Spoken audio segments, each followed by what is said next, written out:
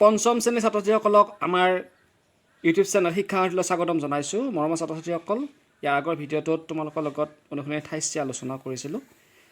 আজি আমি আলোচনা কৰিব বিচাৰিছোঁ মৌলিক উৎপাদক, পূৰ্ণ উৎপাদক আৰু অনুসন্ধানী ঠাইছ ডি।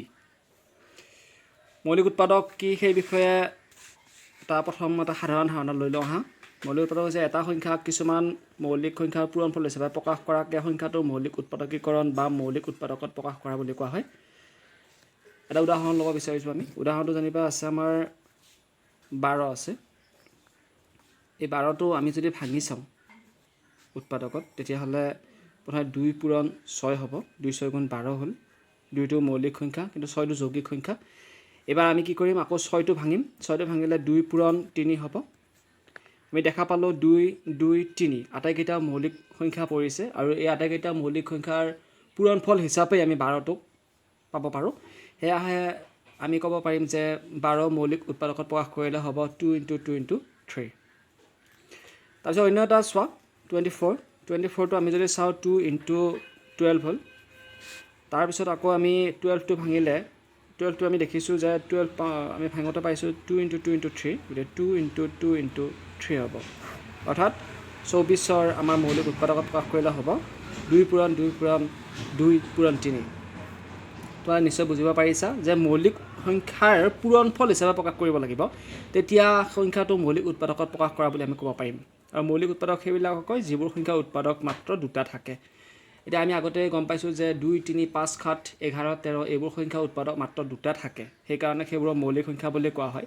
আৰু দুটাতকৈ বেছি উৎপাদক থাকিলে তাক যৌগিক সংখ্যা বুলি কোৱা হয়। উদাহৰণস্বৰূপে প্ৰথম যৌগিক সংখ্যাটো হৈছে 4, যিটো আটাইতকৈ সৰু যৌগিক সংখ্যা।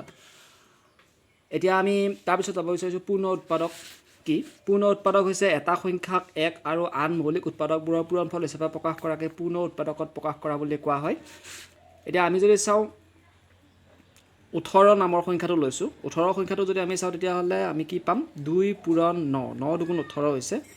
তাৰপিছত 2 পূৰণ 3 পূৰণ 3, 3 3 গুণ 9, 9 দুগুণ 18 হ'ব। এতিয়া এইটো আমাৰ মৌলিক উৎপাদকত প্ৰকাশ কৰা হ'ল, কিন্তু ইয়াক যদি আমি পূৰ্ণ উৎপাদকত প্ৰকাশ কৰিব লাগে, তেতিয়া আমি কি কৰিম, প্ৰথমতে 1 এটা পূৰণ কৰিছোঁ। তাৰপিছতে আমি কি পালোঁ, 2 × 3 × 3 পাম। 2 × 3 × 3, অৰ্থাৎ 1টো থকাৰ কাৰণে এই পূৰ্ণ সংখ্যা, যিহেতু 1টো পূৰ্ণ সংখ্যা হয়, আটাইতকৈ সৰু মান থকা পূৰ্ণ সংখ্যা, আৰু মান নথকা হ'লেও আটাইতকৈ সৰু পূৰ্ণ সংখ্যা 0, আমি এইটো জানো। গতিকে ইয়াত দেখা পাইছোঁ যে 0ক যিহেতু এটা উৎপাদক হিচাপে আমি ধৰিব নোৱাৰোঁ, সেয়েহে আমি 1টো ধৰিছোঁ, আৰু 1টোৰ সহায়ত আমি পূৰ্ণ উৎপাদকত প্ৰকাশ কৰি এইটো পূৰ্ণ উৎপাদকত প্ৰকাশ কৰা হোৱা বুলি আমি ক'ব পাৰিম। এইবাৰ আমি কেইটামান উদাহৰণ চাব বিচাৰিছোঁ। উদাহৰণ দিয়া আছে যে মৌলিক উৎপাদকত প্ৰকাশ কৰা 64 and 96। 64টো আমি দেখিছোঁ যে 8 পূৰণ 8 কৰিছোঁ। 8টো ভাঙিলে 2 পূৰণ 4 হ'ব। এই 8টো ভাঙিলে 2 পূৰণ 4 হ'ব। এইবাৰ আমি ইয়াতে ভাঙিব পৰাকৈ 4 আৰু 4 আছে, সেইকেইটাকো ভাঙি দিলোঁ আমি। 2 পূৰণ 2, ইয়াৰ এইটো 2 হৈছিলে, আৰু 4টো 2 পূৰণ 2 হৈ গ'ল। এই 2 হ'ল, আৰু 4টো 2 পূৰণ 2 হৈছে। আমি দেখা পাইছোঁ যে ইয়াত 1 2 3 4 5 6টা 2 পূৰণফল 64 হিচাপে আমি প্ৰকাশ কৰিব পাৰোঁ। আটাইকেইটা কি হৈছে, ইয়াত মৌলিক সংখ্যা হৈছে বা মৌলিক উৎপাদক হৈছে। তাৰপিছত 96ত চাইছোঁ। 96টো আমি যদি চাওঁ, তেতিয়াহ'লে আমি দেখা পাম যে 96ৰ 6 × 16 হৈছে। 6টো আমি 2 × 3 পালোঁ, আৰু 16টো 4 × 4 হ'ল। 2 2 থাকিলে 3 থাকিলে 4টো আমি যদি ভাঙোঁ, তেতিয়া 2 × 2 হ'ব, আৰু আনটো যিটো 4 আছে, সেই 4টোকো আমি 2 × 2 বুলি ভাঙিব পাৰিম। তাৰপিছত আমি সজাই লিখিলে আমি 2 × 2 × 2 × 2 × 2 × 3 পাম। উৎপাদকৰ সৰুৰ পৰা ডাঙৰলৈ সজাই লিখা হৈছে। এনেকৈ আমি কৰিব পাৰোঁ। তোমালোকক ইতিমধ্যে এটা অংক মই তেনেকৈ দেখুৱাইছিলোঁ ইয়াৰ আগত। এতিয়া আমি চুটি হৰণৰ নিয়মেৰে মৌলিক উৎপাদক কেনেকৈ উলিয়াব পাৰি, সেইটো আমি চাব বিচাৰিছোঁ। প্ৰথমতে 100ও আমি উলিয়াব দিছে। সংখ্যাটো আমি 100 ধৰিলোঁ। প্ৰথমতে দেখা পালোঁ যে এককৰ ঘৰত 0 আছে, গতিকে 2ৰে ইয়াক ডিভাইড কৰিব পৰা যাব, 50 বাৰ যাব। তাৰপিছত আকৌ 50 আছে, 2ৰে 25 বাৰ যাব। এবাৰ 25ক অনলি 5ৰে যাব, গতিকে 5 × 5 হ'ল। গতিকে আমি দেখা পালোঁ যে 2 × 2 × 5 × 5 হৈছে 100ৰ মৌলিক উৎপাদকত প্ৰকাশ কৰিলে 2 × 2 × 5 × 5 হ'ব। তোমালোকে নিশ্চয় বুজিব পাৰিছা চুটি হৰণেৰে কেনেকৈ কৰিব পাৰি। ইতিমধ্যে তোমালোকৰ চুটি হৰণৰ নিয়মৰ বিষয়ে তোমালোকে তৃতীয় শ্ৰেণীত শিকি আহিছা, চতুৰ্থ শ্ৰেণীতো শিকিছা। গতিকে এতিয়া পঞ্চম শ্ৰেণীত তোমালোকে ইয়াৰ বেছি ধাৰণা নাপালেও তোমালোকে এইখিনি কৰিব লাগিব। উৎপাদকত প্ৰকাশ কৰাৰ ক্ষেত্ৰত বা মৌলিক উৎপাদক উলিওৱাৰ ক্ষেত্ৰত কেনেকুৱাকৈ চুটি হৰণ কৰিব লাগে, তোমালোকে এইটো ধাৰণা ল'ব লাগিব তেতিয়াৰ পৰা। এতিয়া চাওক মৌলিক উৎপাদকত প্ৰকাশ কৰিব দিছে এইবাৰ চুটি হৰণৰ সহায়ত আমি দেখুৱাব পাৰিম। প্ৰথমতে 315 3ৰে কৰিছোঁ, 3 × 3 হৈছে 0 ইয়াত বহিব এইকাৰণে কাৰণ একক আমি 3ৰে হৰণ কৰিব নোৱাৰোঁ, 15টো ল'ব লাগিব, গতিকে 3 5 × 15 হৈছে। এইবাৰ আকৌ আমি 105ক 3ৰে কৰি চাম, কাৰণ 5 1 6 হৈছে। আটাইকেইটা অংকৰ যোগফলটোক যদি 3ৰে হৰণ যায় তেতিয়াহ'লে গোটেই সংখ্যাটোকে 3ৰে হৰণ যাব। সেইকাৰণে আমি 3ৰে 10ক কৰিছোঁ, 3 3 × 9 হৈছে, 1 বাকী হৈছে 15 হ'ল, 3 5 × 15 হ'ব। তাৰপিছত এইবাৰ চাইছোঁ আমি 35 পালোঁ, 5 7 × 35 হৈছে। গতিকে এইকেইটা হৈছে ইয়াৰ মৌলিক উৎপাদক। ঠিক একেদৰে এইটো কৰিছে, তোমালোকে চাই ল'বা। তাৰপিছত আমি এইবাৰ চাইছোঁ পূৰ্ণ উৎপাদকত প্ৰকাশ কৰা কেনেকৈ কৰিছে চুটি হৰণৰ সহায়ত। 45টো দেখা পাইছোঁ আমি, 3ৰে 15ৰ পৰা যাব, 3 15 × 45 হ'ল, 3 5 × 15 হ'ব। এতিয়া যিহেতু পূৰ্ণ উৎপাদকত প্ৰকাশ কৰিব দিছে, গতিকে প্ৰতিটো সংখ্যাৰ উৎপাদকবোৰৰ লগত 1 এটা পূৰণ কৰিব লাগিব। গতিকে ইয়াত 1 এটা পূৰণ কৰি আমি 1 পূৰণ 3 পূৰণ 3 পূৰণ 5 বুলি লিখিব পাৰিছোঁ। ঠিক একেদৰে এইটো 108 625ক কৰি দেখুৱাইছে আৰু 10,000কো আমাৰ কৰি দেখুৱাইছে। এতিয়া আমি অনুশীলনে যাব বিচাৰিছোঁ। অনুশীলনীৰ দুটা নিয়মৰ অংক দিছে, এটা হৈছে মৌলিক উৎপাদকত প্ৰকাশ কৰা আৰু আনটো হৈছে পূৰ্ণ উৎপাদকত প্ৰকাশ কৰা।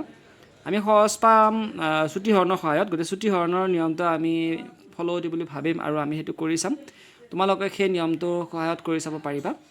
তোমালোকক প্ৰথম যিটো 1 নম্বৰ অংক আছে, সেই 1 নম্বৰটোৰ মই কে নম্বৰটো কৰি দিম, তাৰপিছত আৰু H2 কৰি দিম আৰু ইফালে D2 কৰি দিম। তোমালোকে বাকীকেইটা অংক কৰিবা। আহা আমি 1 নম্বৰ অংকটো সমাধান কৰিবলৈ যাওঁ। 28D অনুশীলনীটোৰ 28D 1 নম্বৰৰ দিয়া আছে যে মৌলিক উৎপাদকত প্ৰকাশ কৰা 90। আমি এইটো সমাধান কৰিম। সমাধান কৰিলে আমি চুটি হৰণ পদ্ধতিটো ব্যৱহাৰ কৰিব পাৰিম। 90 আছে, যিহেতু এককৰ ঘৰত 0 আছে, গতিকে আমি 2ৰে কৰিব পাৰিম।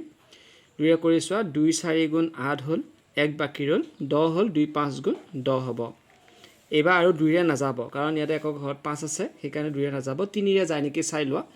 ইয়াতে 45 নম্বৰ সংখ্যাটোৰ দুইটা অংক যোগ কৰিলে 5 4 9 হ'ব, যাক 3ৰে হৰণ কৰিব পাৰিম আমি। গতিকে আমি 3ৰে হৰণ কৰি চাওঁ। 3 × 3 হ'ব, 1 বাকী ৰ'ল, 15 হ'ল, 3 5 × 15। দেখিছা?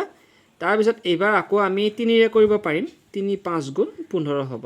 দেখিলোঁ 2 3 3 5 এই আটাইকেইটা মৌলিক সংখ্যা ওলাইছে, গতিকে আমি লিখিম এতেকে 90 = 2 × 3 × 3 × 5। আমাৰ মৌলিক উৎপাদকত প্ৰকাশ কৰা হৈ গ'ল। তোমাক নিশ্চয় বুজিব পাৰিছা। আমাৰ দেখিলোঁ যে চুটি হৰণ পদ্ধতিটো আমাৰ অতিকে সহজ হয়, গতিকে চুটি হৰণৰ সহায়ত তোমালোকে অংককেইটা কৰিলে সহজতে কৰিব পাৰিবা আৰু আয়ত্ব কৰিব পাৰিবা। সেইকাৰণে তোমালোকে চুটি হৰণৰ নিয়মটো ব্যৱহাৰ কৰিবা। এইবাৰ আমি চাইছোঁ যে মই তোমালোকক কৈছিলোঁ H নম্বৰটো কৰি দিম বুলি, H আৰু Kটো, H2 আৰু Kটো কৰি দি প্ৰথম অংকটোৰ বাকীকেইটা অংক তোমালোকলৈ এৰিম, তোমালোকে কৰিবা। H নম্বৰটো দিয়া আছে 175। আমি আগতে বিভাজ্যতাৰ পৰীক্ষা আমি পাই আহিছিলোঁ। 28 অনুশীলনী আগতে উদাহৰণত আমি পাইছিলোঁ যে বিভাজ্যতাৰ পৰীক্ষাবোৰ, যে এটা সংখ্যা এককৰ ঘৰত যদি 0 বা 5 থাকে তেতিয়াহ'লে সংখ্যাটো 5ৰে বিভাজ্য হয়। ইয়াত দেখিছোঁ 175ৰ এককৰ ঘৰত 5 আছে, গতিকে ইয়াক 5ৰে বিভাজ্য হ'ব।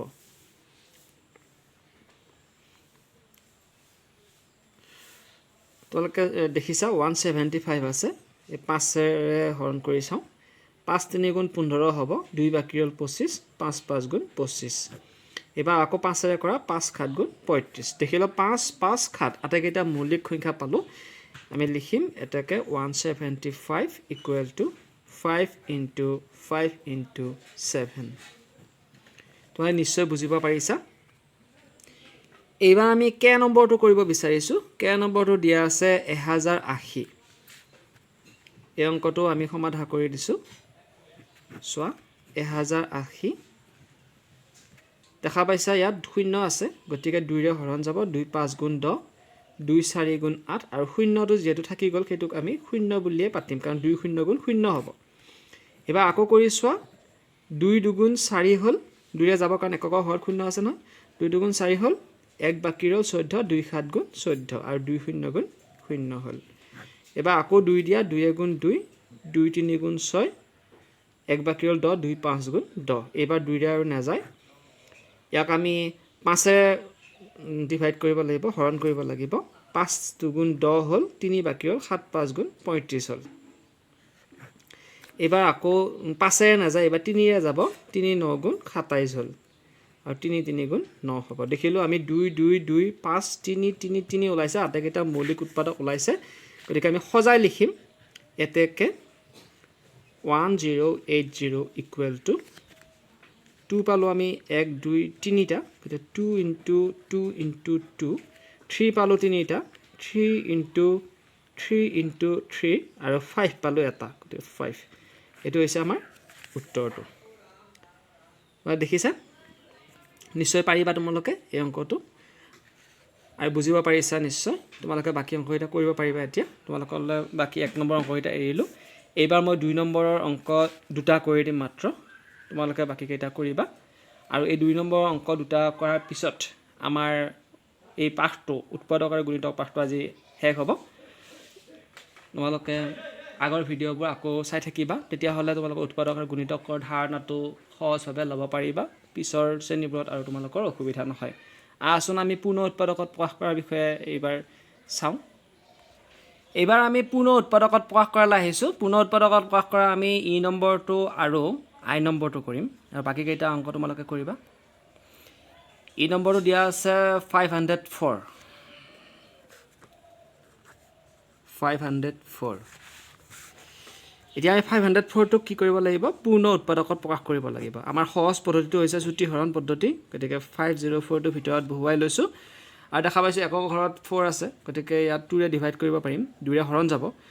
2 × 2 2 2 4 হ'ল, 1 বাকী হ'ল 10 হ'ল, 2 5 × 10 2 2 4। আকৌ দেখিছোঁ একক ঘৰত 2 আছে, 2ৰে যাব, 2 × 2 2 2 4, 1 বাকী হ'ল 12 হ'ল, 2 6 12 হ'ব। হৈছে? আকৌ 2ৰে যাব পাৰিব কাৰণ 6 আছে ইয়াত, 2 6 12 2 3 6। এইবাৰ দেখিলোঁ আমি 2ৰে ইয়াক হৰণ কৰিব নোৱাৰোঁ, গতিকে এইবাৰ আমি 3ৰে হৰণ কৰি চাম। 3 2 6, 3 1 3।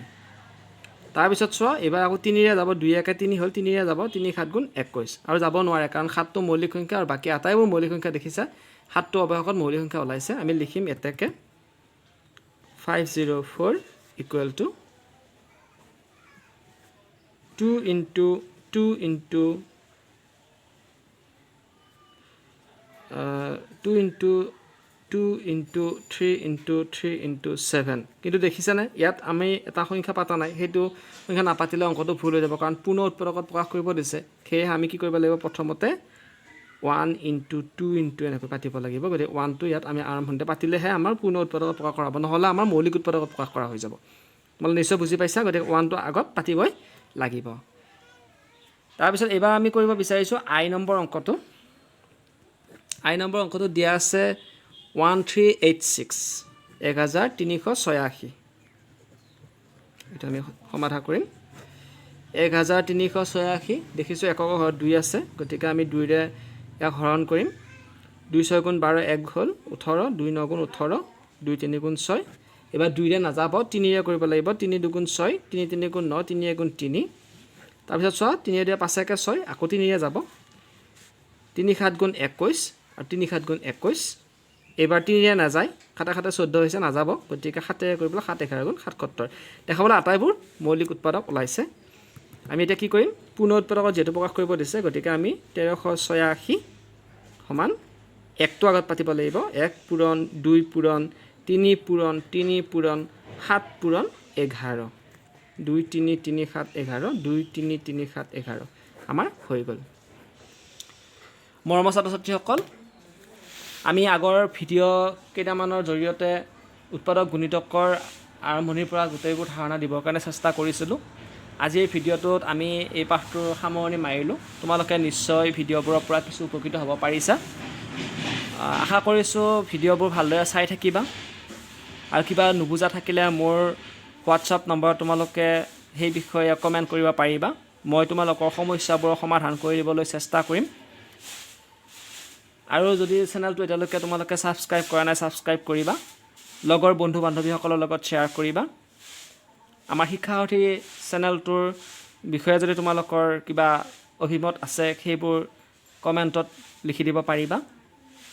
যদি ভাল লাগিছে, নতুবা এই শিক্ষাৰ্থী চেনেলৰ জৰিয়তে তোমালোকৰ যদি কিছু উপকৃত হ'ব পাৰিছা সেই বিষয়ে তোমালোকে শুভেচ্ছা বাণী পঠাব পাৰিবা তেতিয়াহ'লে আজিলৈকে আমাৰ এই ভিডিঅ'টো সামৰণি মাৰিব বিচাৰিছোঁ ইয়াৰ পিছত তোমালোকলৈ লৈ আহিম সাধাৰণ উৎপাদক আৰু সাধাৰণ গুণিতক নামৰ এই পাঠটো তোমালোকে ভালদৰে থাকা পঢ়া শুনা কৰি থাকিবা ধন্যবাদ